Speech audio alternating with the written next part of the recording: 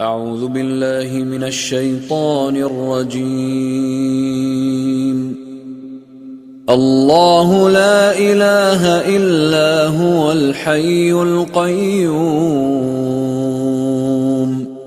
لا تأخذه سنة ولا نوم له ما في السماوات وما في الأرض من ذا الذي يشفع عنده إلا بإذنه يعلم ما بين أيديهم وما خلفهم ولا يحيطون بشيء من علمه إلا بما شاء وسع كرسيه السماوات والأرض ولا يؤوده حفظهما وهو العلي العظيم. فاتحة.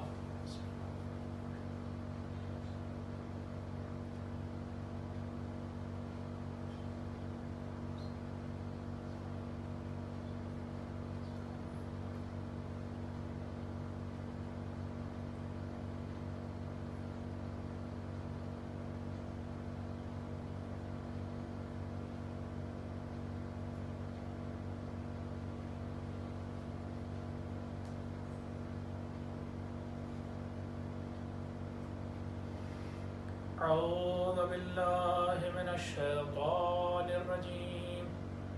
بسم الله الرحمن الرحيم. الحمد لله رب العالمين والحمد لله الذي جعل لنا لسانا وشفتين وهدانا النجدين والحمد لله الذي هدانا لهذا وما كنا لنهتدي لولا أن هدانا الله لقد جاءت رسل ربنا بالحق ثم الصلاة والسلام على سلسلة الأنبياء والمرسلين أولها آدم وآخرها خاتم وفي وسطها نوح وإبراهيم وإسماعيل وإسحاق ويعقوب ويوسف ويونس وداود وسليمان وموسى وعيسى لا سيما على أشرفهم وأفضلهم سيدنا ونبينا بالقاسم محمد اللهم صل على محمد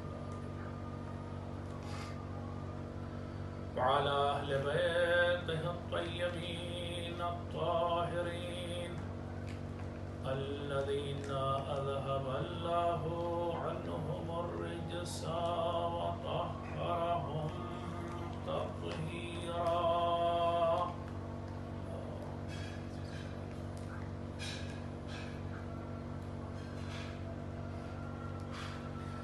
واللعنة الدائمة الباقية على أعدائهم أجمعين من الآن إلى قيام يوم الدين. أما بعد فقد قال رسول الله صلى الله عليه وآله وسلم من مات ولم يعرف إمام زمانه مات میتة جاہلیہ. صلوات پڑھیں آپ حضرات.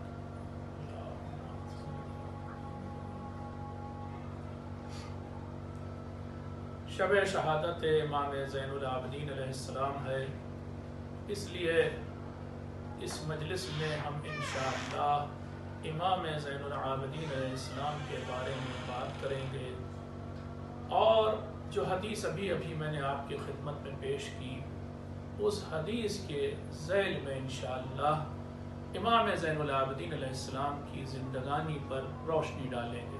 پہلے آپ مل کر کے ایک صلوات پڑھ دیجئے امام کے لیے.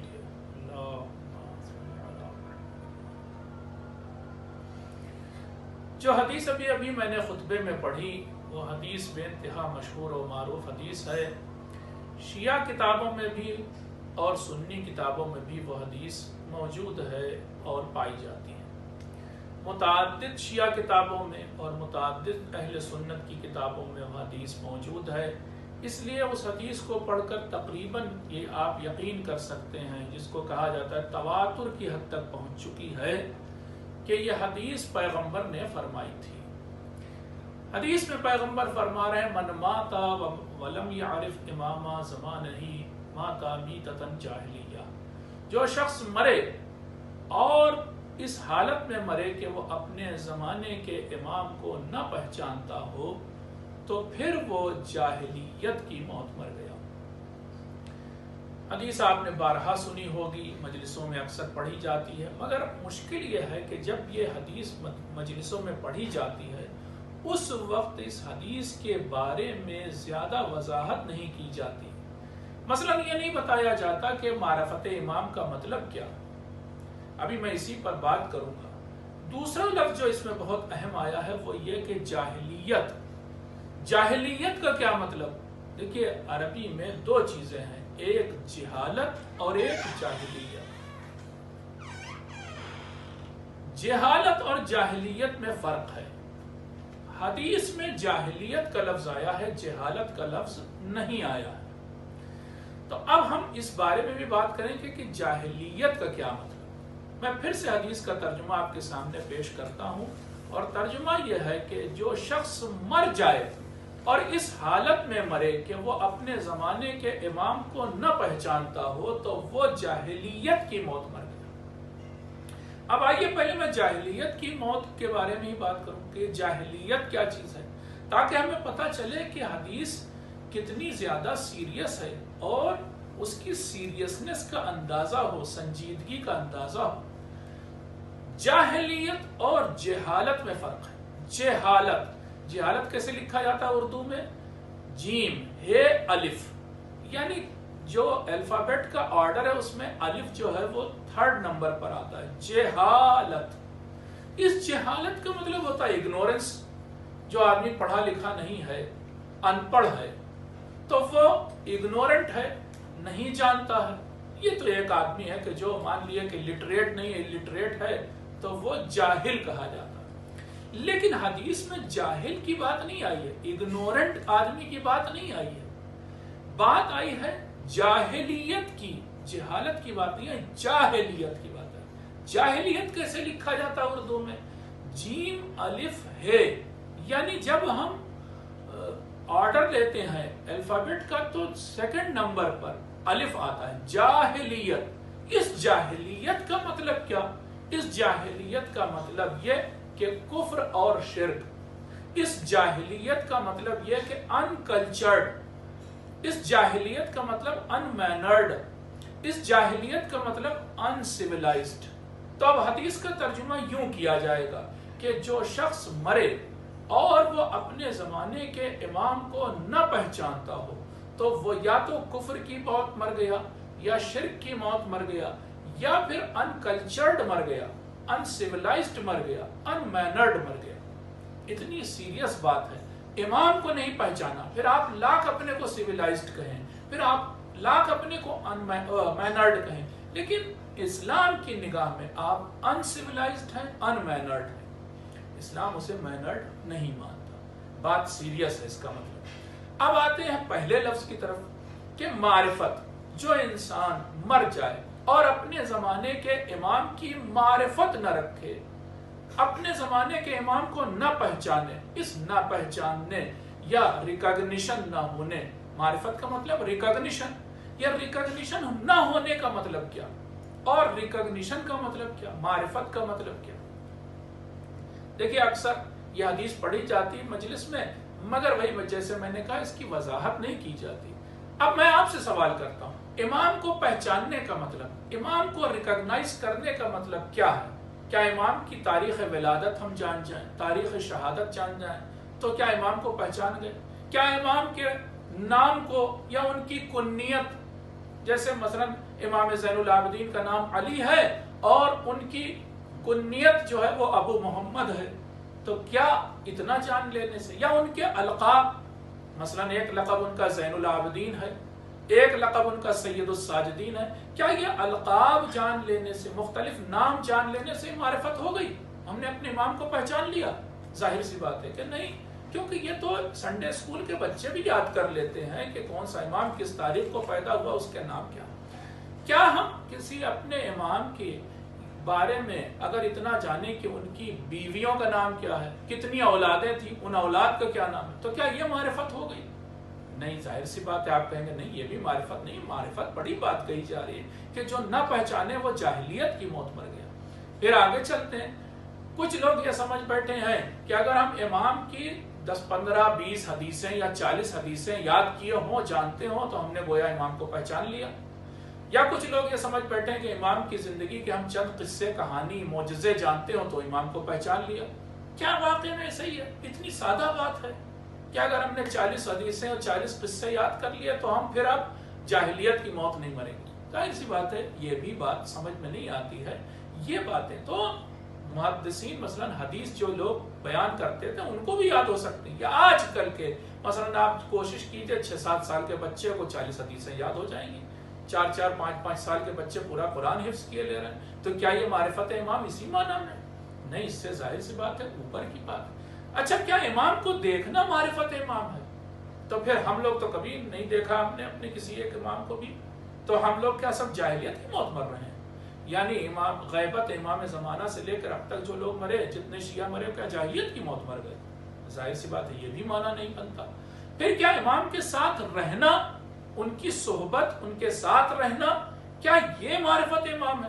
تو بھائی ہماری کیا غلطی؟ اللہ تعالیٰ نے ہمیں اس دور میں پیدا کیا ہے، اس دور میں امام غیبت کے پردہ غیبت میں ہے، تو ہم ان کے ساتھ نہیں رہ سکتے؟ تو کیا ہم بغیر امام کی معرفت کے جاہلیت کی موت مر جائیں گے؟ اس میں ہمارا کیا قصور ہے؟ ظاہر سی بات ہے یہ سب جو معنی بتائے جاتے ہیں، یا آپ سمجھے ہوں یا ہم نے سمجھے ہوں، یہ کوئی بھی معرفت امام کا معنی نہیں۔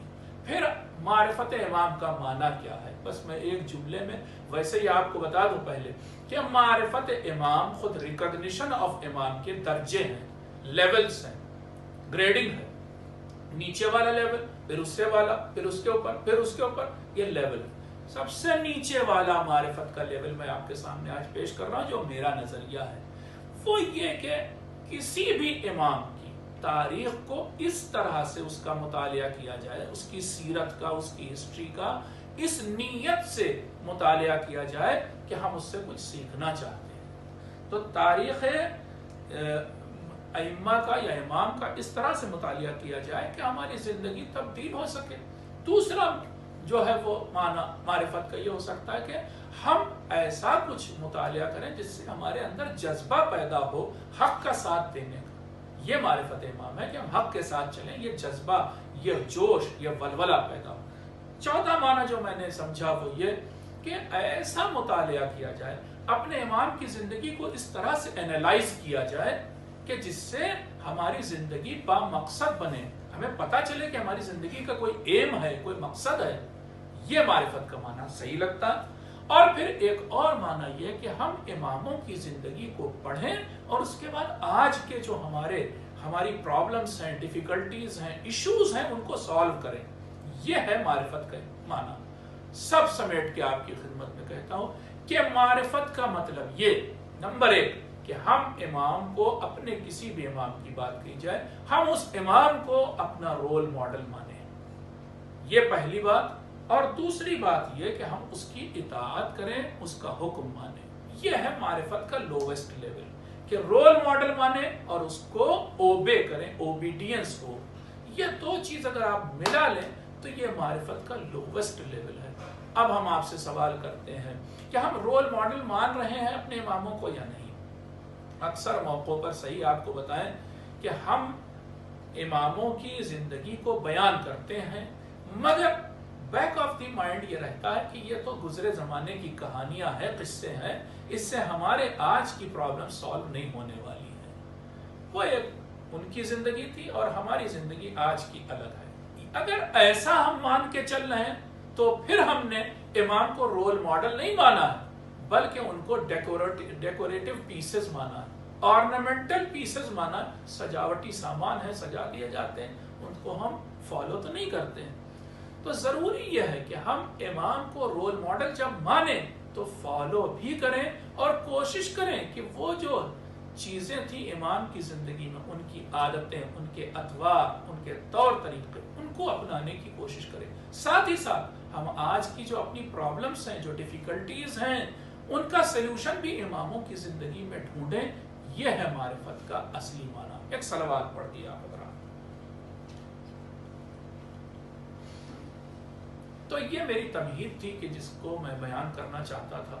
اس تمہید کے بعد اب ہم چلتے ہیں امام زین العابدین علیہ السلام کی زندگی پر ایک سرسری نگاہ ڈالتے ہیں اور دیکھنے کی کوشش کرتے ہیں. ویسے بہت کچھ ہے زندگی میں، ظاہر سی بات ہے، بہت ساری روایات ہیں، پوری تاریخ ہے. میں آپ کو ایک گوشہ اور اس کی بھی بس جھلک آپ کو دکھانا چاہتا ہوں امام زین العابدین علیہ السلام کی زندگی کی، تاکہ ہم اس کو اپنی زندگی میں اتار سکیں، ریفلیکٹ ہو وہ ساری امام کی جو صفات ہیں. کوشش کریں کہ ہم ایک مرر بن جائیں، ہم ایک آئینہ بن جائیں، امام کی امیج یا امام کی وہ صفات، وہ کوالٹیز، وہ ایٹریبیوٹس ہمارے اندر ریفلیکٹ ہونے لگ جائیں. تو بس یہی جو ہے امام کی معرفت ہوگی اور یہی امام کے نقش قدم پر چلنا ہوگا، یہی امام کو رول ماڈل ماننا ہوگا اور یہی امام کی اطاعت یعنی اوبیڈینس ہوگا. ایک صلوات پڑھ دیں آپ.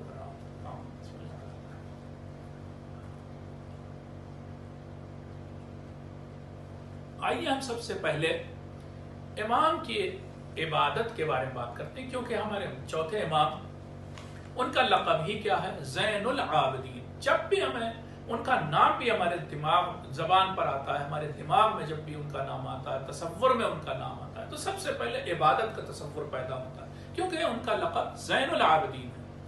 تو عبادت کیسے کرتے تھے؟ کیا طریقہ تھا؟ میں ساری عبادت کو نہیں، بس دو باتیں آپ کے سامنے پیش کر رہا ہوں جس سے ہم کو پتہ چلے ہماری عبادت کیسی اور ان کی عبادت کیسی تھی. ان کے بارے میں ایک روایت نقل کر رہا ہوں. ایک بار کوئی شخص آیا امام سے ملنے کے لیے، محب اہل بیت تھا، راوی بھی ہے وہی اسی روایت کا. اس نے کہا کہ میں نے امام کے گھر کا دروازہ کھٹکھٹایا، ہم کو اندر جانے کی اجازت ملی، لیکن ایک کنیز موجود تھی، اس نے دروازہ کھولا تھا، میں اندر داخل ہوا. امام جب تک آتے میں نے اس کنیز سے پوچھا کہ یہ بتاؤ کہ امام کیسے ہیں، تم نے امام کو کیسا پایا، کیا دیکھا امام نے؟ تو اس نے ایک جملے میں ساری بات کہہ دی. اس کنیز نے کہا کہ میں نے ان کے لیے دن کے وقت، دوپہر کے وقت کبھی دسترخوان نہیں بچھایا، یعنی دن بھر روزہ رہتے تھے ہمیشہ، اور رات کے وقت میں نے ان کے لیے ہمیشہ مصلی بچھایا. یعنی راتوں کو امام پوری رات عبادت میں گزارتے تھے اور دنوں میں روزے رکھتے تھے. اس کو اس نے بہت اچھے ڈھنگ سے کہا کہ میں نے کبھی بھی ان کے لیے دوپہر میں یا دن میں دسترخوان نہیں بچھایا اور رات میں ہمیشہ ان کے لیے مصلی بچھایا. یہ بہت بڑی بات ہے. ہم کو امام سبق دے رہے ہیں عبادت کا. البتہ میں یہ جانتا ہوں اور آپ بھی کہیں گے کہ بھائی یہ ہم ایسی عبادت نہیں کر سکتے کہ ہم پورے سال دن بھر روزہ رکھیں اور راتوں کو عبادت کریں. میں یہ نہیں کہہ رہا ہوں، ہم بس اتنا کریں کہ ہم واجبات کو پورا کریں. ہم میں نہ معلوم کتنے ایسے جو 30 روزے نہیں رکھتے ابھی، اور ہم کہتے ہیں معرفت امام رکھتے ہیں. ابھی ہمارے درمیان ایسے ہیں، میں نہیں کہہ رہا ہوں 365 دن رات بھر عبادت کیجئے، مگر کم سے کم شب قدر میں تو آ جائیے عبادت کرنے. لیکن ہوتا کیا ہے، آپ کو وہ چہرے شب قدر میں بھی نہیں دکھائی دیں گے جو عید کی نماز میں دکھائی دیں گے. کیا شب قدر کی اہمیت کم ہے عید کی نماز سے؟ نہیں. اس کے لیے قرآن مجید کہہ رہا ہے کہ 1000 مہینوں سے بہتر رات ہے. عید کے لیے یہ جملہ نہیں آیا کہیں پورے اسلام میں، نہ کسی حدیث میں نہ کسی آیت میں. لیکن ہماری توجہ، ہم ان چیزوں کو چھوڑ دیتے ہیں کہ جن چیزوں کو ائمہ نے ہمیں بتایا. ہم سے تو یہ کہا کہ 3 ہی شب کر لو، تم سارے رات نہیں کر سکتے. چند راتیں بنتی ہیں پورے سال کی کہ جس میں ہم سے کہا گیا عبادت کر لو. 15 شعبان کی رات کو، شبہائے قدر کو، اس میں تو کر سکتے ہیں. کوشش کیجیے یہ چیز امام کی اپنی زندگی میں اتاری. دوسری چیز جو عبادت سے متعلق میں کہہ رہا ہوں، وہ بھی بہت آسان کام ہے جو ہم کر سکتے ہیں. امام محمد باقر علیہ السلام فرماتے ہیں، اللہم صلی علی محمد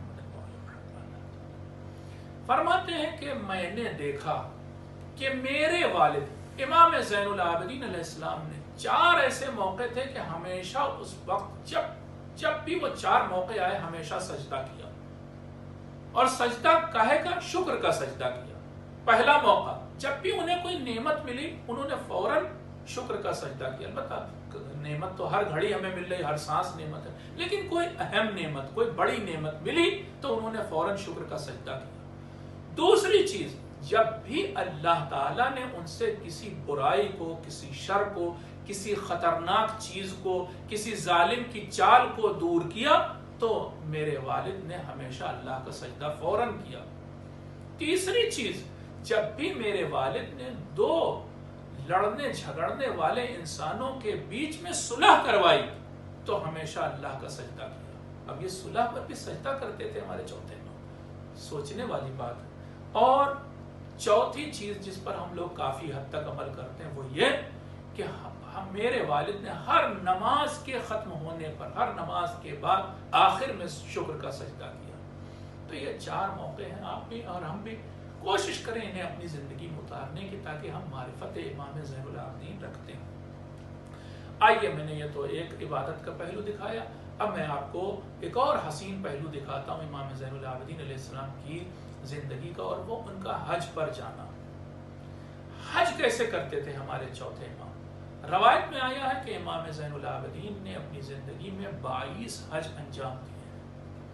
ان 22 حجوں میں سے بہت سے حجوں پر جب وہ گئے حج کرنے کے لیے تو کچھ نہ کچھ واقعات پیش آئے۔ میں بس 1-2 واقعے آپ کے سامنے پیش کرتا ہوں، وہ بھی اشارتاً۔ پہلی چیز جو امام زین العابدین کرتے تھے، دیکھیں ان کا گھر مدینے میں تھا اور مکے میں حج ہوتا۔ امام جب مدینے سے مکہ جاتے تھے تو وہاں سے بہت سے قافلے جا رہے ہوتے تھے، مدینے سے بھی، تو امام ایسے قافلے میں نہیں جاتے تھے کہ جس میں لوگ انہیں پہچانتے ہوں۔ مدینے کا تو بچہ بچہ امام زین العابدین کو پہچانتا تھا، تو مدینے کے قافلوں میں نہیں شرکت کرتے تھے، بلکہ مدینے کے باہر جا کر کے اس سڑک پر، اس راستے پر رک جاتے تھے، بیٹھ جاتے تھے جہاں سے دوسرے شہروں سے آنے والے قافلے گزر رہے ہوتے تھے۔ امام ان قافلوں میں بھی اس قافلے کو ڈھونڈتے تھے جس میں کوئی انسان انہیں پہچانتا نہ ہو، تو ایسے قافلے میں شرکت کرتے تھے امام۔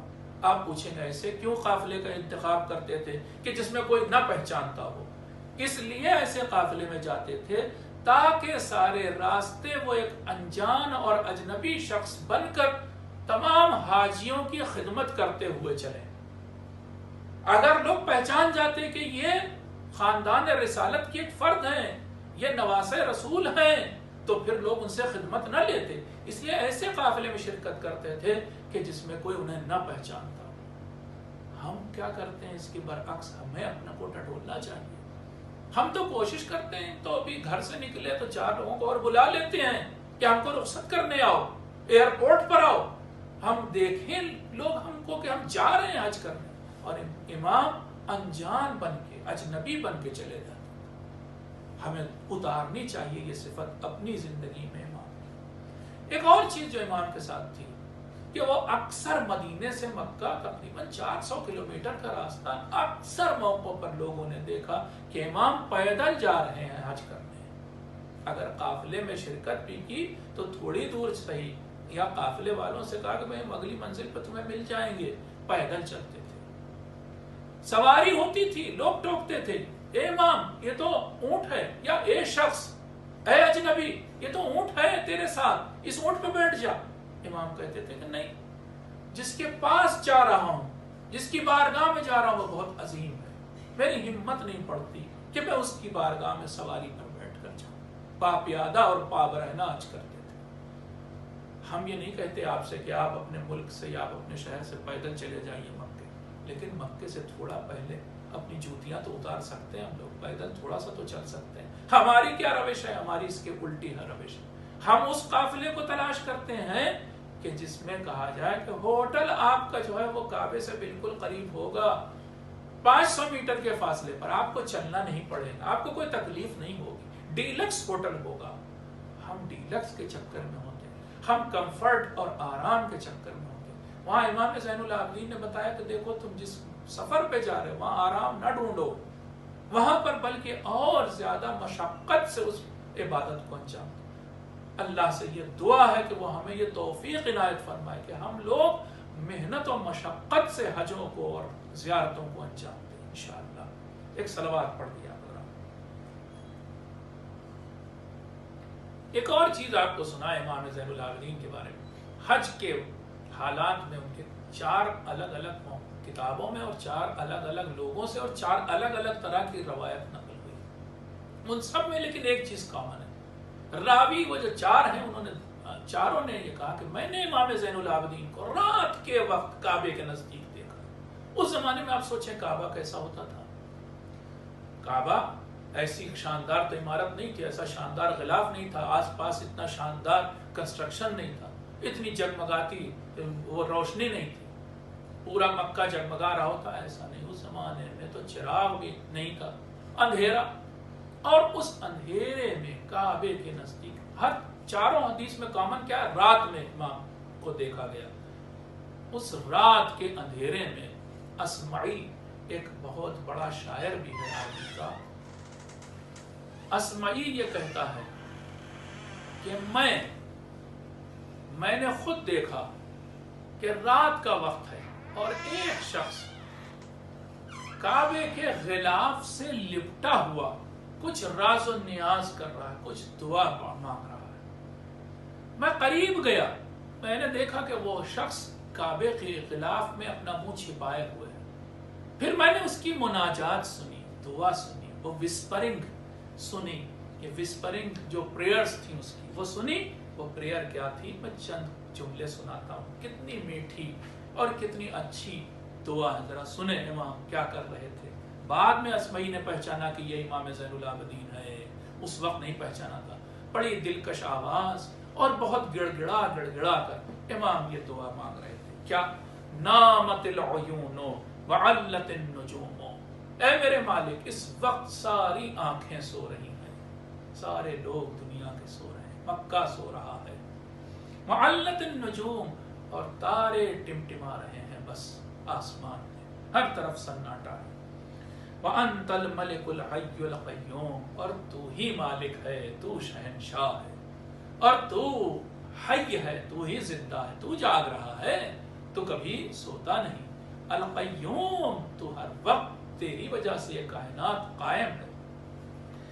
اب دیکھیے آگے کہہ رہے ہیں کہ تو ہر وقت جاگتا ہے، بلکہ لفظ جاگنا بھی میں کہہ رہا ہوں، امام تو کہہ رہے ہیں تو ملک ہے، حی ہے، تو زندہ ہے، تو ہر وقت موجود ہے اپنے بندوں کی دعاؤں کو سننے کے لیے۔ ابھی آگے بھی امام کہہ رہے ہیں ان بادشاہوں کے بارے میں کہ جو اس دنیا کے بادشاہ ہوتے ہیں، غلقت الملوک ابوابہا، یہ وہ موقع ہے میرے مالک، رات کے وقت دنیا کے تمام بادشاہوں نے اپنے محل کے دروازے بند کر دیے ہیں، سارے دروازے بند ہیں، سارے بادشاہوں کے دروازے بند، وَأَقَامَتْ عَلَيْهِ حُرَّاسَهَا، اور ان بادشاہوں نے ان دروازوں کے اوپر پہرے دار کھڑے کر دیے کہ کوئی آنے نہ پائے، اندر داخل نہ ہونے پائے، وَبَابُكَ مَفْتُوحًا لِلسَّائِلِينَ، مگر اس رات کے سناٹے میں، اس رات کی تاریکی میں تیرا دروازہ کھلا ہوا ہے میرے مالک، کس کے لیے؟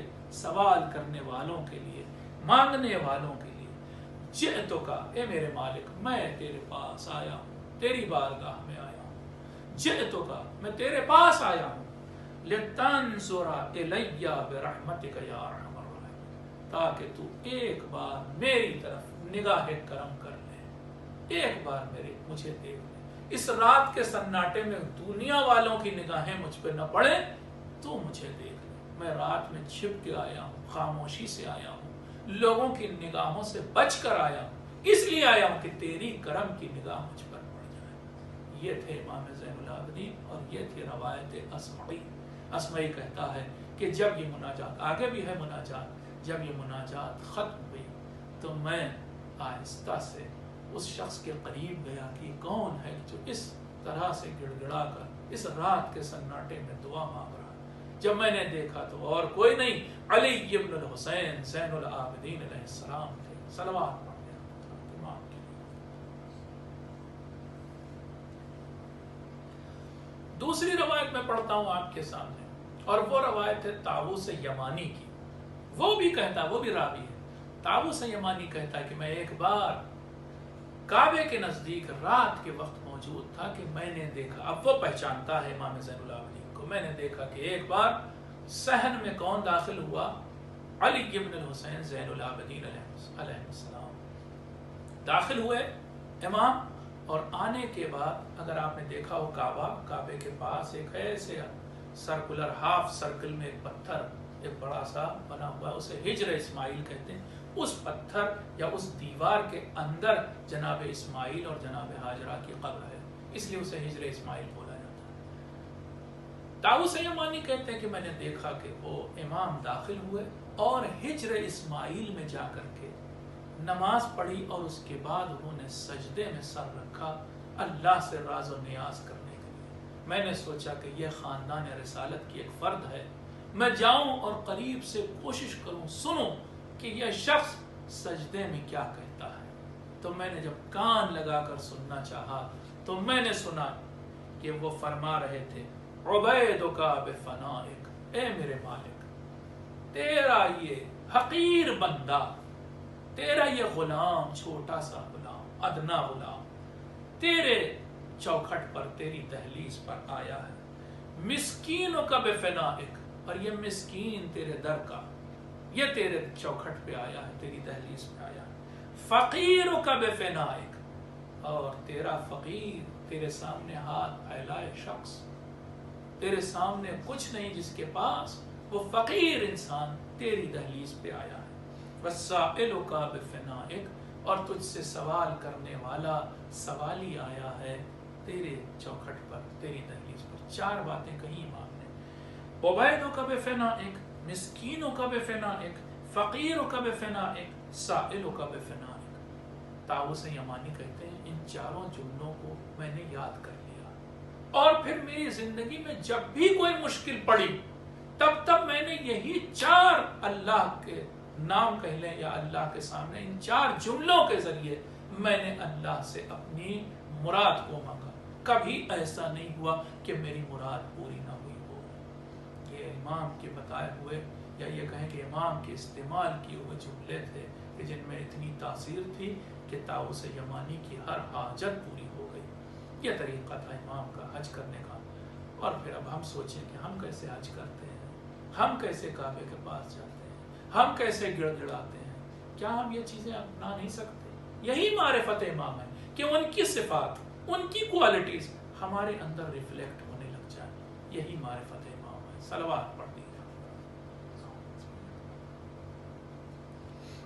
آئیے امام کے بارے میں ایک اور ان کی خوبی آپ کے سامنے پیش کرتے ہیں. اور وہ کیا خوبی ہے؟ امام کا صدقہ دینا، خیرات دینا. بہت ساری اس بارے میں روایات ہیں، بس میں نے گنی چنی آپ کے لیے میں پیش کر رہا ہوں.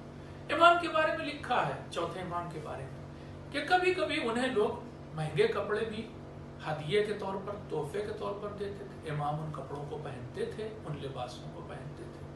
مگر جب اس لباس کو کچھ دن پہن لیتے تھے تو اس نئے لباس کو ہی کچھ عرصے بعد، ابھی بہت پرانا نہیں ہوا، پھٹا نہیں، اچھی حالت میں، اس کو جو ہے فوراً فقیر کے کو دے دیتے تھے صدقے کے طور پر. فقیر معلوم ہے آپ کو کہ ہمارے یہاں بھی ایسے فقیر ہیں.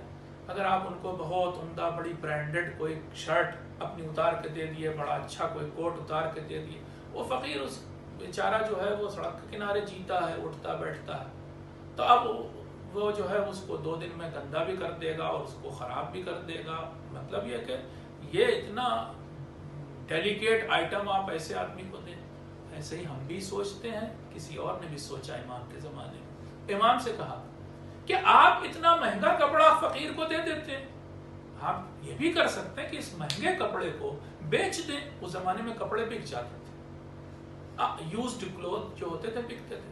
آپ اس کپڑے کو بیچ دیتے اور اس سے اچھی خاصی رقم ملے گی، آپ وہ فقیر کو دے دیتے. امام کا جملہ سنیں گے آپ، فرماتے ہیں تو ٹھیک کہتا ہے، مگر کیا کروں، مجھے شرم آتی ہے کہ میں جس کپڑے میں نماز پڑھ چکا اس کو میں بیچوں.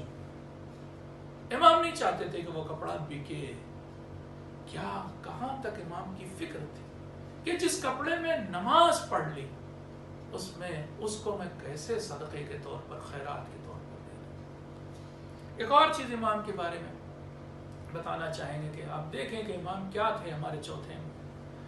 یہ جو آپ جاتے ہیں اکثر ایران عراق زیارت کرنے کے لیے، آپ نے دیکھا ہوگا وہاں پر ایک خاص قسم کا تبرک مل رہا ہوتا ہے. لوگ وہاں سے لاتے بھی ہیں، اپنے جاننے والوں کو وہ تبرک بانٹتے بھی ہیں، اور اسے آجیل کہا جاتا ہے. آجیل جس میں کیا ہے، تھوڑے ڈرائی فروٹس ہیں، تھوڑے کسی چیز کے بیج ہیں، تھوڑی انجیر ہے، تھوڑی کشمش ہے، اس طرح کی چیزیں سب ملی جلی، سارے بیج یہ سارے ملے ہوتے ہیں، اس کو آجیل کہتے ہیں۔ امام کے بارے میں تاریخ میں آیا کہ ان کو آجیل بہت پسند تھی۔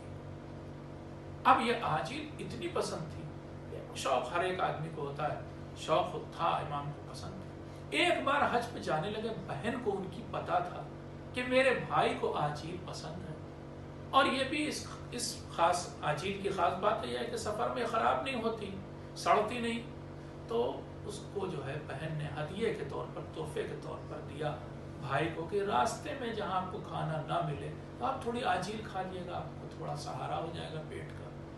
امام نے وہ آجیل لے لی، بہن کا تحفہ تھا، لے لی۔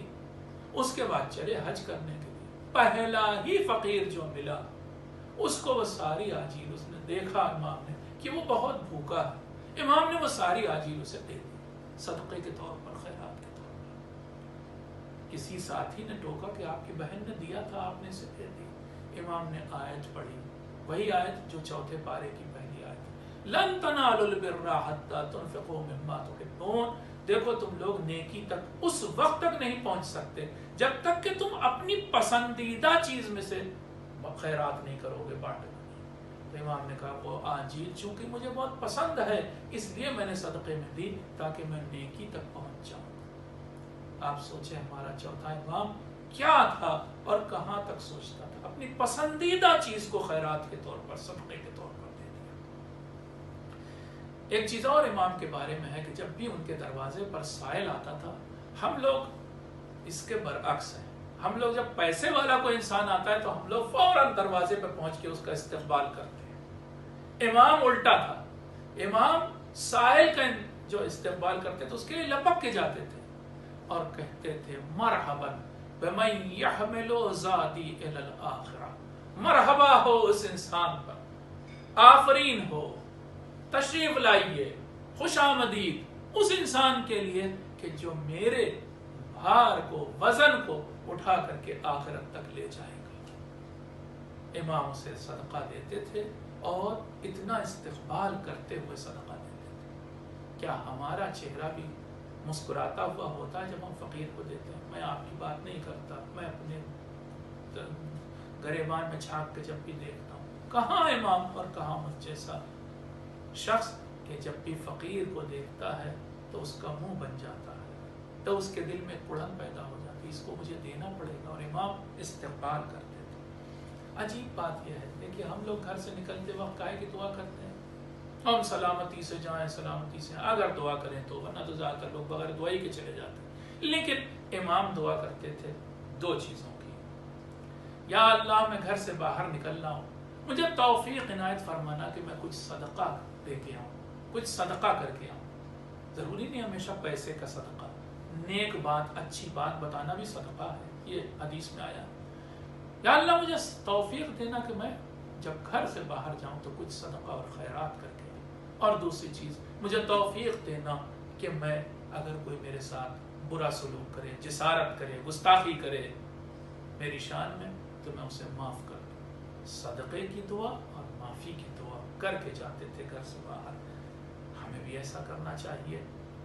آئیے ہم ایک اور صفت آپ کے سامنے امام کی بیان کرتے ہیں، اور وہ صفت ہے امام کا غلاموں کے ساتھ پیش آنا۔ کس طرح سے غلام پیش آتے تھے؟ ایک کنیز کے بارے میں بہت سارے ایسے قصے ہیں امام سے ریلیٹڈ۔ چوتھے امام کے بارے میں یہ لکھا ہے کہ ان کے گھر میں ایک کنیز تھی۔ ایک روز وہ کنیز کھانا لے کے امام کی خدمت میں آ رہی تھی، کھانے سے بھرا ہوا پورا برتن اس کے ہاتھ سے گر گیا۔ گرا تو وہ ڈر گئی، کانپنے لگی کہ یہ میرا آقا ہے، ابھی شاید نئی آئی تھی کنیز گھر میں، پتہ نہیں یہ کتنا غصہ کرے۔ اس زمانے میں وہ آقا جو ہوتے تھے، جو ماسٹر ہوتے تھے، وہ اپنے سلیو کو یا میڈ کو مارتے تھے۔ وہ ڈر گئی، کانپنے لگی۔ امام نے اس کو دیکھا اور اس کے کانپنے کو دیکھا، کہا تجھے اللہ کی راہ میں نے آزاد کر دیا۔ اتنی سی بات پر، حالانکہ غلطی تھی، لیکن امام نے اسے آزاد کر دیا۔ یہ دیکھیں آپ کہ ہم ہوتے تو ہم اسے سزا دیتے، اس کے اوپر غصہ کرتے، لیکن امام کیا ہے، وہ کہتے ہیں میں نے آزاد کیا۔ ایک روز کی بات ہے، امام کے گھر میں غلام تھا، امام نے اس کو آواز دی، اس کا نام لے کر کے۔ اس غلام نے کوئی جواب نہیں دیا۔ امام نے پھر آواز دی، پھر اس نے کوئی جواب نہیں دیا۔ امام نے تیسری بار آواز دی ذرا بلند آواز سے، پھر بھی اس نے کوئی جواب نہیں دیا۔ اب امام اس کے پاس گئے اٹھ کر کے کہ میں نے تجھے آواز دی، کیا تو نے سنا نہیں؟ کہا سنا۔ کہا پھر تو نے جواب نہیں دیا؟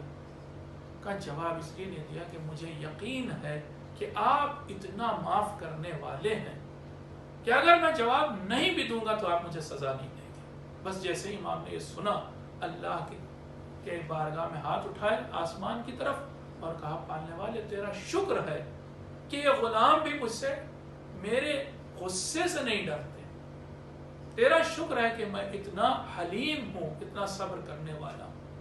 بس اتنا کہنے کے بعد اس غلام سے کہا میں نے تجھے اللہ کی بارگاہ میں اللہ کی راہ میں آزاد کر دیا، اور یہ کہہ کے اسے بھی آزاد کر دیا۔ یہ غلاموں کے ساتھ امام کا سلوک تھا۔ ماں کے ساتھ کیسا سلوک تھا؟ بہت سارے روایات ہیں مگر ایک روایت لکھا ہوا ہے کہ امام کبھی بھی اپنی ماں کے ساتھ ایک ہی دسترخوان پر کھانا کھانے نہیں بیٹھتے تھے۔ کسی نے دیکھا یہ بات، غور کی، امام سے پوچھا کہ جب آپ کی والدہ بیٹھتی کھانا کھانے تو آپ کیوں نہیں ان کے ساتھ کھانا کھانے بیٹھتے؟ اس شخص نے جب پوچھا تو کہا کہ تو نے جب پوچھ ہی لیا ہے تو سن، میں ڈرتا ہوں کہ کھانے کے جس لقمے کی طرف یا جس چیز کی طرف جو کھانا رکھا ہے اس میں بھی مثلا مثال دوں، ہمارے سامنے جب کھانا آتا ہے تو اکثر ایسا ہوتا ہے اس میں 4 طرح کی بوٹیاں ہیں، تو ہمیں ایک پسند ہے، مثلا ایک جانور کا ایک خاص حصہ پسند ہے، یا پھر اور مثلا پھل کھانے بیٹھتے ہیں تو بھی ایسا ہوتا ہے کہ ہمیں پھل کا کچھ خاص حصہ پسند ہے۔ امام فرماتے ہیں کہ مجھے ڈر لگتا ہے کہ میں اس طرف ہاتھ بڑھا دوں کہ جو میری ماں کو پسند ہے، وہ حصہ یا وہ کھانے کا حصہ کہ جو میری ماں کو زیادہ پسند ہے، اس لیے میں ڈرتا ہوں کہ میں ان کے ساتھ بیٹھوں گا کہ ادھر ہاتھ نہ بڑھا دوں۔ کتنا احتیاط کرتے تھے، کتنے محتاط تھے کہ ماں کی اس حد تک ماں سے محبت اور اس کی اطاعت کہ کہیں اس کو ایسا نہ ہو جائے کہ جو چیز اسے زیادہ پسند ہے میں اس طرف ہاتھ بڑھا دوں، جو اسے مرغوب ہے اس غذا کی طرف میں ہاتھ بڑھا دوں۔ رشتہ داروں کے ساتھ کیسا سلوک کرتے تھے؟ بہت سارے واقعات ہیں اس بارے میں بھی، میں بس آپ کو بتانا چاہتا ہوں۔ یہ ساری چیزیں ہم اپنی زندگی میں لا سکتے ہیں، کوئی ایسی چیز نہیں ہے کہ جو ہماری زندگی میں نہ آ سکے۔ رشتہ داروں کے ساتھ سلوک، ایک شخص کوئی امام حسن علیہ السلام کی اولاد، ان کی نسل بھی بہت پھیلی، امام حسن علیہ السلام کی اولاد میں کوئی ایک شخص تھا کہ جو امام زین العابدین کو نہیں پہچانتا تھا، اور اگر دیکھا تھا تو یہ نہیں سمجھتا تھا کہ یہی امام زین العابدین ہے، اور امام زین العابدین کو وہ دن کے وقت برا بھلا کہتا تھا، جہاں بھی ملاقات ہوتی تھی، کسی کوچے میں، کسی گلی میں، کسی سڑک پر مدینے کی، وہ برا بھلا کرتا تھا۔ امام خاموشی سے اس کی بات سن لیتے تھے، اور رات میں اسی شخص کے پاس منہ پر نقاب ڈال کے رات کے اندھیرے میں اسی شخص کے پاس اس کی مدد کرنے کے لیے اس غلہ پہنچانے، اناج پہنچانے جاتے تھے۔ جب امام زین العابدین کی شہادت ہوئی تب پتا چلا اس شخص کو کہ جس کو میں گالی دیتا تھا یا برا بھلا کہتا تھا وہی امام زین العابدین تھے۔ سوچئے کیا ہمارے اندر اتنا ہمارا سینہ چوڑا ہو سکتا ہے کبھی کہ جو شخص ہمیں برا بھلا کہے اس کی ہم امداد کریں، مدد کریں، اعانت کریں؟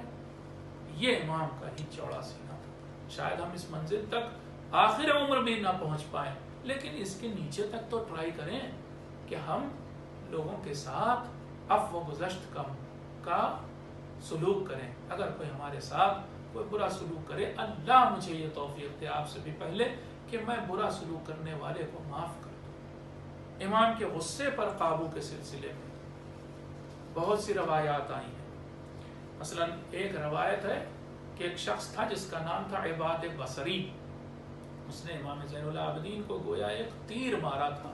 کبھی کبھی یہ زبان سے نکلے ہوئے الفاظ تیر کا کام کرتے ہیں، بلکہ تیر سے بھی زیادہ پینے ہوتے ہیں، تیز ہوتے ہیں، انسان کے اندر کے دل میں جا کے لگتے ہیں۔ عباد بصری اس وقت یہ جملہ کہہ رہا جب امام کربلا سے لوٹ آئے ہیں، مدینے میں ہیں۔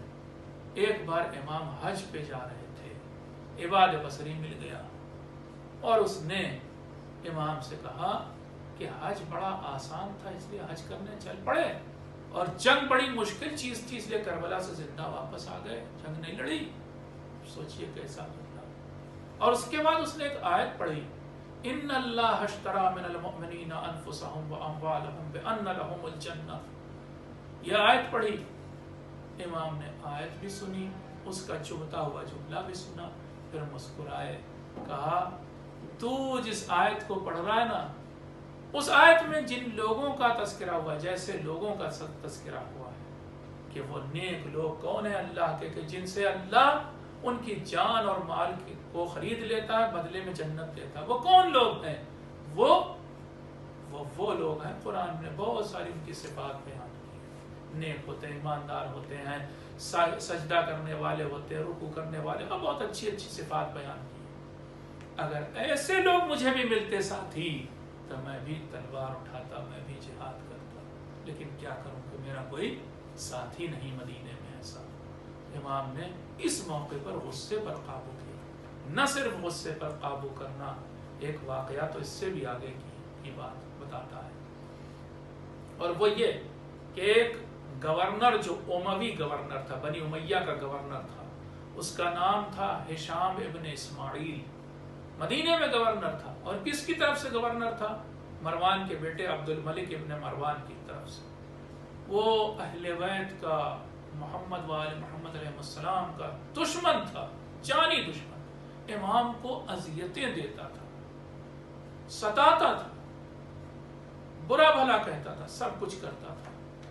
اب جب عبد الملک ابن مروان ہٹا اور اس کا بیٹا ولید ابن عبد الملک بنا، تو اس ولید نے اس ہشام ابن اسماعیل کو، گورنر کو ہٹا دیا مدینے کی گورنرشپ سے.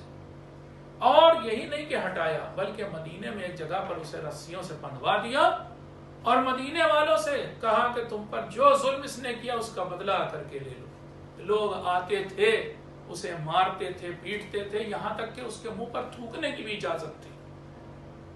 ہوتے ہوتے سب کی باری آنے کے بعد امام زین العابدین کی باری آئی کہ بدلہ لے لیں. امام آگے بڑھے. امام کو بہت ستا چکا تھا. جیسے ہی اس نے امام کو دیکھا، اس نے سوچا آج تو یہ مجھے، میں بندھا ہوا ہوں، آج تو مجھ سے بڑا بدلہ لیں گے. لیکن اس نے کیا کیا؟ امام نے کیا کیا؟ امام نے بڑھ کر کے اس ہشام ابن اسماعیل کو سلام کیا، اور اس سلام کر کے وہاں سے چلے آئے. جب وہ واپس لوٹنے لگے تو ہشام نے قرآن کی آیت پڑھی، اور وہ کہتا ہے اللہ اعلم حیث یجعل رسالتہ. اللہ جانتا ہے کہ وہ اپنا نمائندہ کسے بنائے. ہاں، یہ امام زین العابدین وہ خود اقرار کر رہا ہے، یہ خدائی نمائندے. ان کے پاس اتنا حلم، اتنا صبر، اور اتنا ان کا چوڑا سینہ ہے کہ یہ دشمنوں کو بھی معاف کر دیتے ہیں. یہاں تک کہ اس دشمن کو کہ جس کا نام حسین ابن نمیر ہے، جس نے جناب علی اکبر علیہ السلام کو شہید کیا تھا، وہ جب آیا مدینے میں یزید کے حکم سے مدینے کو تاراج کرنے کے لیے، مدینے والوں سے جنگ لڑنے کے لیے، تو امام زین العابدین اس وقت اونٹ پر بیٹھے ہوئے اپنے گھر کے لیے غلہ لا رہے تھے، اناج لا رہے تھے. ابھی کمانڈر آیا، ابھی تو نہیں پتا اس کا ارادہ کیا ہے، لیکن اس کی نگاہ امام زین العابدین پر پڑی اور امام کی نگاہ اس پر پڑی. اس کو کھانے پینے کے سامان کی خوراک کی ضرورت تھی. اس نے امام زین العابدین کو دیکھا کہ ان کے پاس اناج ہے، کھانے پینے کا سامان ہے. فوراً اس نے کہا کہ کیا اے شخص تو یہ سامان میرے ہاتھ بیچے گا؟ امام ناقے سے اتر گئے، وہ سارا اناج اس کے حوالے کر دیا حسین ابن نمیر کے، اور اس نے کہا کہ جا، میں نے یہ تجھے دے دیا. اس نے قیمت دینی چاہیے. امام نے کہا مجھے تیری قیمت نہیں چاہیے، یہ میں نے تجھے دیا، جا کھا. پھر اس کے بعد اس نے جب امام قریب آئے تو شاید پہچانا ہو، کہا مجھے پہچانتے ہیں آپ؟ جواب دیا میں پہچانتا ہوں، تو حسین ابن نمیر ہے، میرے بھائی کا قاتل. سوچئے کہ جو بھائی کے قاتل کو اناج دے رہا ہے، خوراک کھانے کی دے رہا ہے، ہاں اس کا نام علی ہی ہونا چاہیے، کیونکہ اسی علی کے دادا کا نام علی تھا. اس نے اپنے قاتل کو شربت بھجوایا تھا. ابن ملجم بندھا ہوا تھا، جیسے ہی شربت لایا گیا مولا کے پاس، تھوڑا شربت لے کر کے پیا، باقی بچے کو کہا اے حسن جاؤ اس شربت کو اس قاتل کو دے دو، اس ابن ملجم کو دے دو۔ یہ اہل بیت ہی ہیں حضور والا جو ایسا عمل انجام دے سکتے۔ آئیے ہم امام زین العابدین سے اس مجلس میں بہت کچھ سیکھنے کو ہے، صبر ہے، علم ہے، بردباری ہے، عبادت کا طریقہ، صدقے کا طریقہ، خیرات کا طریقہ، یہ ساری وہ چیزیں ہیں کہ جو ہم اپنی زندگی میں اتار سکتے ہیں۔ ہاں ایک توفیق خدا کی ضرورت ہے، اللہ سے دعا بھی مانگے کہ وہ ہمیں یہ توفیق دے کہ ہم امام زین العابدین کے نقش قدم پہ چلیں، ان کی اطاعت کریں، ان کے سامنے سر جھکا دیں کہ ہاں مولا آپ ایسے جیسے تھے ایک جھلک ہمارے اندر آپ ڈال دیجئے۔ ہاں یہ ہمارا جو آئینہ ہے یہ گندا ہے، یہ میلا ہے، اس کے اوپر گرد و غبار ہے، مولا اس کو آپ ہی صاف بھی کریں گے اور آپ ہی اپنی جھلک اس میں دکھائیں گے۔ عزیزو یہی امام 35 سال تک کربلا کے بعد مدینے میں کیسی زندگی گزارتا رہا میں کیا بتاؤں۔ لکھا ہوا ہے روایت میں کہ کبھی گوشت دیکھتے تھے تو رونے لگتے تھے، کیونکہ جیسے ہی گوشت دیکھتے تھے فوراً کربلا یاد آتی تھی۔ یہ بھی لکھا ہوا ہے کہ کبھی پانی پیش کیا جاتا تھا سامنے، جیسے ہی پانی دیکھتے تھے رونے لگتے تھے، اتنا روتے تھے کہ غلام کو ایک دن کہنا پڑا کہ مولا کب تک روئیں گے۔ اور اسی طرح سے عزیزو یہ بھی روایت میں آیا ہے کہ جب کبھی تازیانہ دیکھتے تھے تو رونے لگتے تھے۔ کیوں یہ تازیانہ دیکھ کے رونا آتا تھا نہیں معلوم، اپنی پھوپھیوں کی پشت پر پڑھنے والے تازیانے یاد آتے تھے، یا اپنی ننھی سی بہن سکینہ کی پشت پر پڑھنے والے تازیانے، یا پھر وہ تازیانے کے جو خود امام کو مارے جاتے تھے۔ کبھی یہ دیکھا تو روئے، کبھی وہ دیکھا تو روئے۔ ایک اور واقعہ تاریخ میں نقل ہوا جو آپ کے سامنے پیش کروں۔ ایک بار کی بات ہے، امام زین العابدین نے مدینے میں دیکھا کہ ایک شخص آیا ہے، اجنبی ہے، مدینے کا نہیں ہے، باہر کا کہیں کا رہنے والا پردیسی ہے، اور وہ مسلمانوں سے پکار پکار کے کہہ رہا ہے کہ میں مسلمان ہوں، میں پردیسی ہوں، میری مدد کرو، میری مدد کرو۔ امام اس کے قریب گئے، جو مدد کی کرنی تھی وہ شاید کر بھی دی۔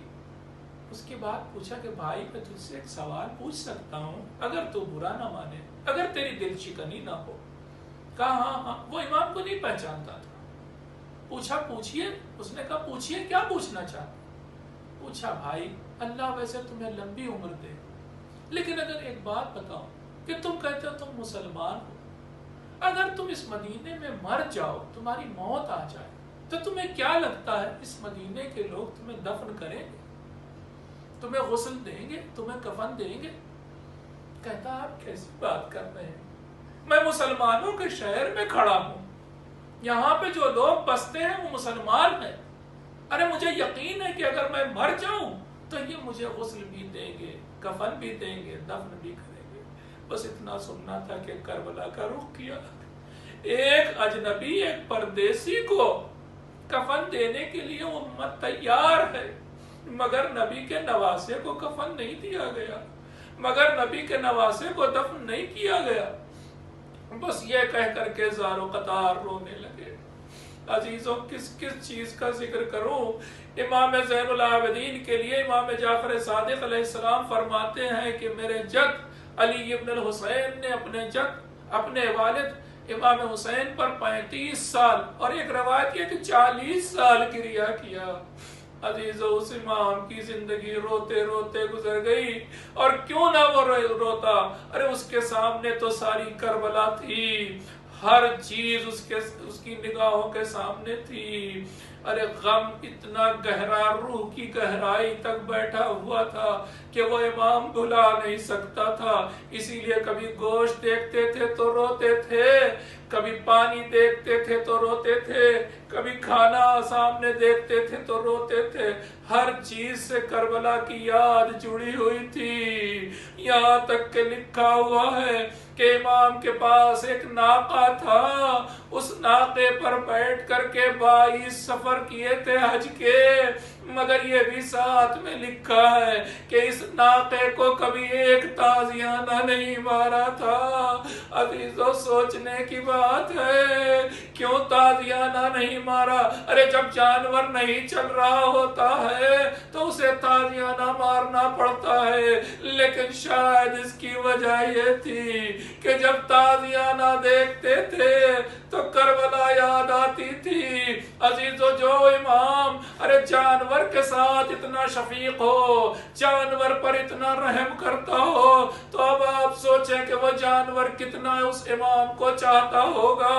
اسی لیے روایت میں لکھا ہے کہ جب امام زین العابدین علیہ السلام کو دفن کیا جا چکا اور لوگ وہاں سے ہٹ گئے تو وہی ناقہ، وہی اونٹ کہ جو امام زین العابدین کا اونٹ تھا، یہاں تک بھی روایت میں لکھا ہے کہ اسے یہ نہیں پتا تھا کہ مدینے میں امام زین العابدین کی قبر کہاں بنی ہے، مگر خود سے وہ خوشبو تلاش کرتا ہوا امام کی آ کر کے امام کی قبر کے پاس بیٹھ گیا، اور آنے کے بعد اس نے اپنی پیشانی امام کی قبر پر رکھ دی اور زار و قطار رونا شروع کیا۔ اتنا رویا کہ لوگوں نے جا کر کے امام محمد باقر علیہ السلام کو خبر دی، آقا اس ناقے کو ہٹائیے ورنہ وہ ناقہ وہیں مر جائے گا۔ امام آئے اور اب سب لوگ کوشش کر چکے تھے، لیکن اب امام نے اس سے کہا، اے میرے بابا کے ناقے، میں تجھے حکم دیتا ہوں کہ یہاں سے چلا جا۔ ارے وہ ناقہ حکم امام سے وہاں سے چلا تو گیا، مگر تھوڑی دیر بعد اس کا دل ایسا بے چین ہوا، آیا اور امام زین العابدین کی قبر پر پھر سے ایک بار سر رکھ دیا، مگر اس بار لوگوں نے دیکھا کہ اس کی روح پرواز کر چکی ہے۔ عزیزوں یہ امام وہ ہوتے ہیں جن سے جانور اتنی محبت کرتے ہیں، تو سوچئے کہ اولاد کتنی محبت کرتی ہوگی۔ میں نے جب روایت پڑھی فوراً مجھے بھی کربلا یاد آئی۔ ارے کوئی ایک بچی تھی، 3 سال کی بچی تھی، اور شام غریبہ میں اپنے بابا کے لاشے کو، وہ بھی بے سر لاشے کو تلاش کر رہی تھی۔ عزیزوں کس طرح سے تلاش کیا، یہ کہتی جاتی تھی، یا آبتے یا آبتے یا آبتے، ارے میرے بابا تم کہاں ہو؟ ایک بار ایک بے سر لاشے سے آواز آئی، الیہ الیہ سکینہ سکینہ، اے میری لاڈلی سکینہ چلیا میری جانب۔ جا کر کے بچی وہ کہ جو سینے پہ سوتی تھی، باپ کے اس لاشے سے لپٹی جس پر تیر ہی تیر لگے ہوئے تھے۔ اے سکینہ اس لاشے پہ کیسے نیند آئے گی؟ یہ تو اس طرح سے تیروں سے چھلنی ہے کہ جس طرح سے ساہی میں کانٹے لگے۔ وَسَيَعْلَمُ الَّذِينَ ظَلَمُوا أَيَّ مُنْقَلَبٍ يَنْقَلِبُونَ إِنَّا لِلَّهِ وَإِنَّا إِلَيْهِ رَاجِعُونَ رَضًا بِقَضَائِهِ وَتَسْلِيمًا لِأَمْرِهِ اللهم اغفر للمؤمنين والمؤمنات والمسلمين والمسلمات الأحياء منهم والأموات وتابع بيننا وبينهم بالخيرات إنك مجيب الدعوات إنك قاضي الحاجات إنك على كل شيء قدير اللهم أنت الشافي شافي وعافي مرضانا اللهم أنت الشافي شافي وعافي مرضانا اللهم اشف كل مريض اللهم اسق كل عطشان اللهم اشبع كل جائع اللهم اكسو كل عريان اللهم اصلح كل فاسد من امور المسلمين بالنبي وآله الطاهرين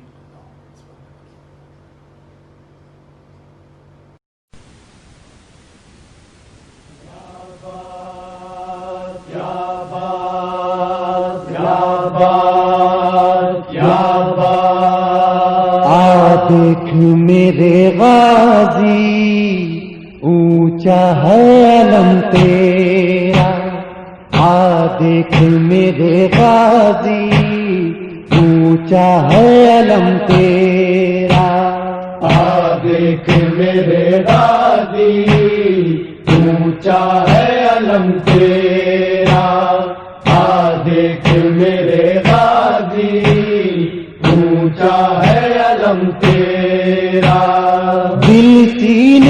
جب تک ہے بھولے گا نہ غم تیرا، دل سینے میں جب تک ہے بھولے گا نہ غم تیرا۔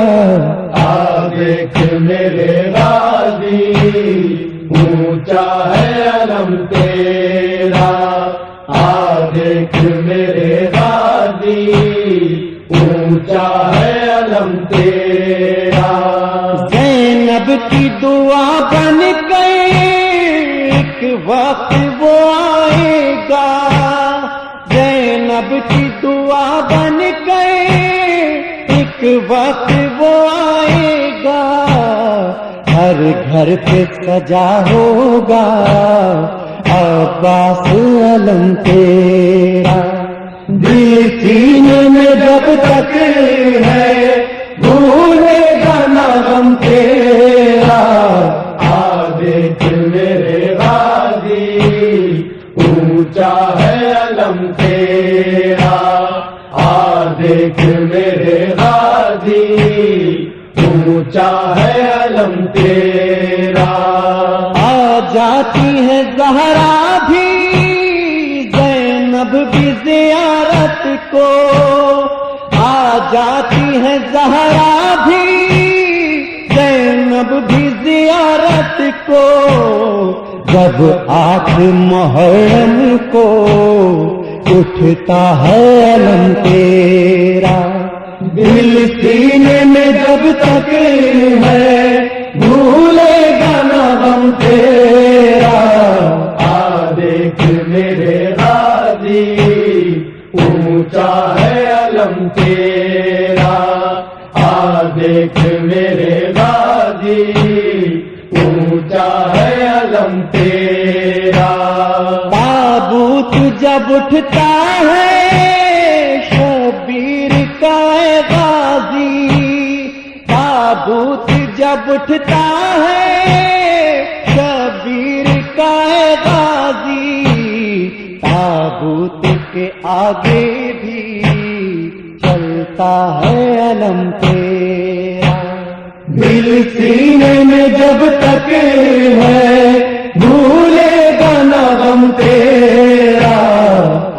دیکھ میرے غازی اونچا ہے علم تیرا، دیکھ میرے غازی اونچا ہے علم تیرا۔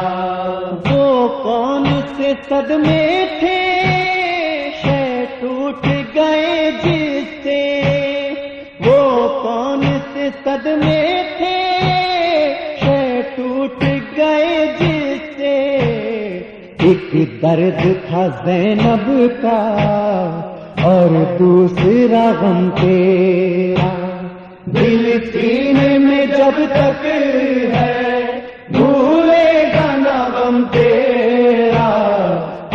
دیکھ میرے غازی اونچا ہے علم تیرا، دیکھ میرے غازی اونچا ہے علم تیرا۔ پرچم کا پھریرا تھا یا آس تھی زینب کی، پرچم کا پھریرا تھا یا آس تھی زینب کی، زینب کے کلیجے سے غم کیسے ہو کم تیرا، دل سینے میں جب تک ہے بھولے گا نہ غم تیرا۔ دیکھ میرے غازی اونچا ہے علم تیرا، دیکھ میرے غازی اونچا ہے علم تیرا۔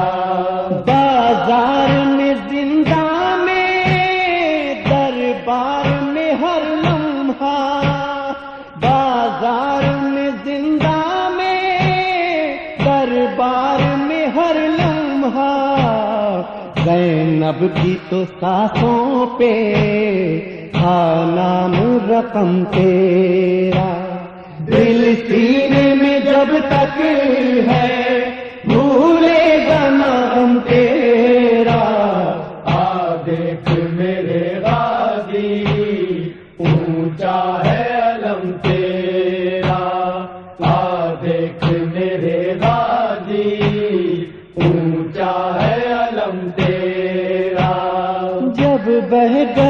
سب پانی تب سانس تیری ٹوٹی، جب بہ گیا سب پانی تب سانس تیری ٹوٹی، آسینے کے اندر یا مشکیز میں دم تیرا، دل سینے میں جب تک ہے بھولے گا نہ غم تیرا، آ دیکھ میرے غازی اونچا ہے علم تیرا، آ دیکھ میرے غازی اونچا ہے علم تیرا، آواز تیری سرور شبیر سے وابستہ، آواز تیری سرور شبیر سے وابستہ،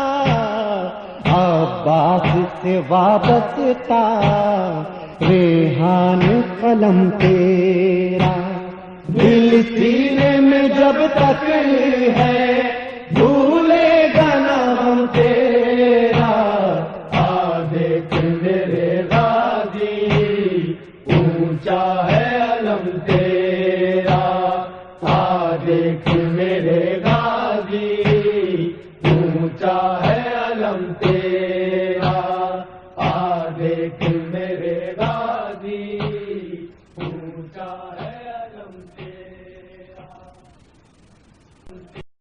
السلام علیک یا رسول اللہ، السلام علیک یا نبی اللہ، السلام علیک یا علی ابن ابی طالب امیر المؤمنین، السلام علیک یا فاطمة الزہرا، السلام علیک یا حسن ابن علی، السلام علیک یا حسین ابن علی، السلام علیک یا علی ابن الحسین، السلام علیک یا محمد ابن علی، السلام علیک یا جعفر ابن محمد، السلام علیک یا موسیٰ ابن جعفر جمیعا ورحمت اللہ وبرکاتہ، السلام علیک یا غریب الغرباء یا معین الضعفاء والفقراء، یا علی ابن موسیٰ الرضا اطلبنا عند قبرک الشریف، السلام علیک یا محمد ابن علی، السلام علیک یا علی ابن محمد، السلام علیک یا حسن ابن علی جمیعا ورحمت اللہ وبرکاتہ، صلی اللہ علیک یا مولانا یا صاحب الزمان، السلام علیک یا خلیفۃ الرحمن و یا شریک القرآن و یا امامنا و امام الانس والجان، اجل اللہ تعالی فرجک و ظہورک انشاء اللہ ورحمت اللہ وبرکاتہ، الغوث الامان یا صاحب الزمان، الغوث الامان یا صاحب الزمان، الغوث الامان یا صاحب الزمان ورحمت اللہ وبرکاتہ، بر محمد و آل محمد صلوات اللہ۔